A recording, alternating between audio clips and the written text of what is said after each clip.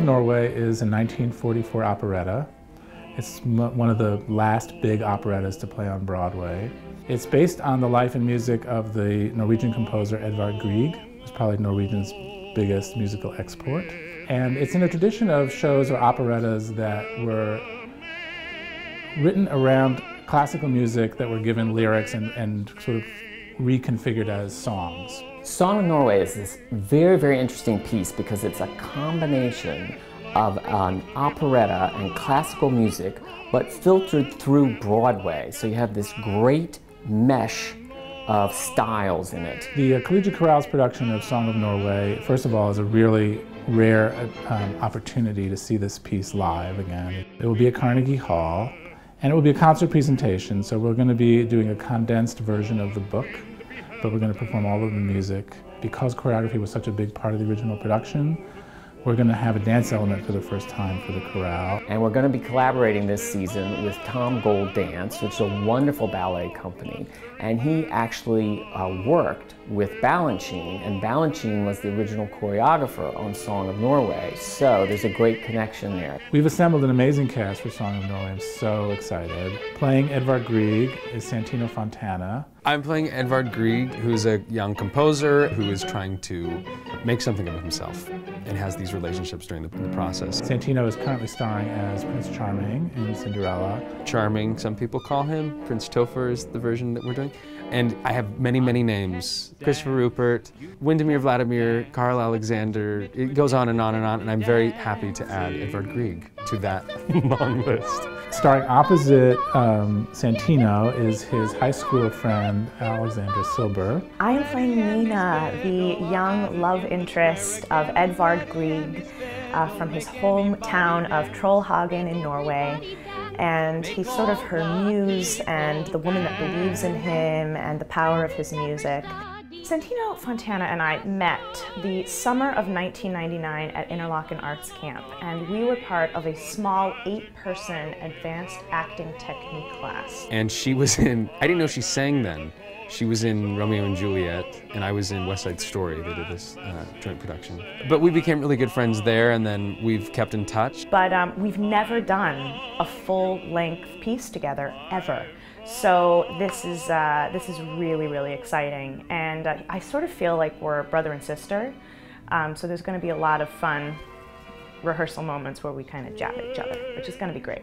The third member of the sort of leading trio of friends will be played by Jason Danieley, who has this amazing tenor voice, and this show will really show that off because it has some very high, big singing in it, so I'm very excited to hear Jason do that. I find that it's interesting to be playing Rikard because he was known, I think, most for being a composer. He wrote the Norway's national anthem, in fact, and was a great friend of Grieg. There's a role for a great opera diva, and of course I thought of Judy Kaye for that part. She played the amazing opera diva in Phantom of the Opera in its original cast here in New York. We have David Garrison playing her husband, Count Pepe Le Loup, and then playing Grieg's parents. We're very lucky to have Marni Nixon playing Mother Grieg and Walter Charles playing Father Grieg. So that's sort of luxury casting, if you ask me. I'm really excited to sing Hill of Dreams, the trio with me and Al Silber and Jason Danieley. It's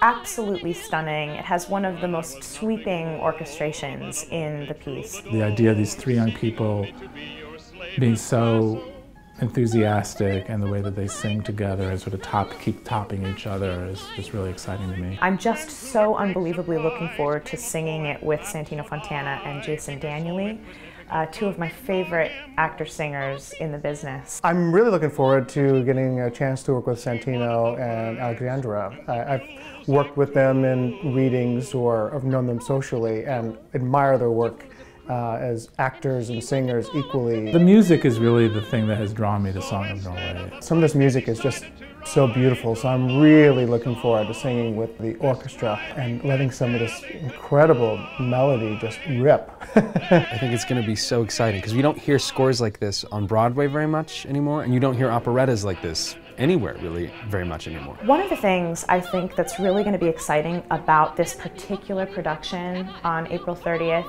is that it's going to be an opportunity for New York audiences to see an operetta in the exact, almost the exact environment that they would have seen it in 1944-45. We have a great combination of artists for this, an amazing Broadway cast, a great symphony orchestra. And so not only are you going to hear this beautiful piece that doesn't get done very often, but it's going to be done by the creme de la creme in almost every artistic sense. And in my opinion, that's unmissable. If you like opera, if you like Broadway musicals, if you like great entertainment, if you like symphony orchestras, if you like classical music, if you like Broadway music, you're gonna love Song of Norway. So please make sure to join us on April 30th, 6:30 p.m. at Carnegie Hall for this once-in-a-lifetime chance to see Song of Norway performed with full orchestra and full chorus and a starry cast.